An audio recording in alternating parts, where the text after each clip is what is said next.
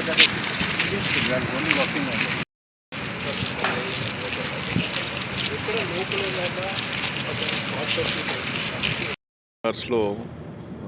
సింగరాయకొండ లిమిట్స్లో ఈ టొబాకో బాలకోటయ్య గారి ప్రమైసెస్లో ఉన్నటువంటి గాడ్ఫ్రే ఫిలిప్స్ వాళ్ళకి సంబంధించినటువంటి ఈ టొబాకో స్టోరేజ్ పాయింట్లో ఫైర్ యాక్సిడెంట్ అయింది. ఎటువంటి ప్రాణ నష్టం అయితే లేదు. సో మార్నింగ్ అరౌండ్ 3 o'clock నుంచి కన్సర్న్డ్ ఎస్టాబ్లిష్మెంట్ వాళ్ళు అట్లాగే మా పోలీస్ ఆఫీసర్స్ అందరూ కూడా ఈ ఫైర్ని ఎక్స్టింగ్విష్ చేయడానికి ఎఫర్ట్స్ చేస్తూ ఉన్నారు. చాలా వరకు ఫైర్ కంట్రోల్లో ఉంది. Almost 5 fire tenders continuous work చేస్తూ అండ్ ఎస్టాబ్లిష్మెంట్ కూడా వాళ్ళకు కూడా ఫైర్ హైడ్రెంట్స్ అవన్నీ కూడా ఉన్నాయి. సో దీనికి సంబంధించి ఏ రీజన్స్ వల్ల అయిందనేది ఇంకా తెలియాల్సి ఉంది. దానికి సంబంధించి ఎఫ్ఎస్ఎల్ టీమ్స్ కూడా విజిట్ చేస్తాయి సీన్కి.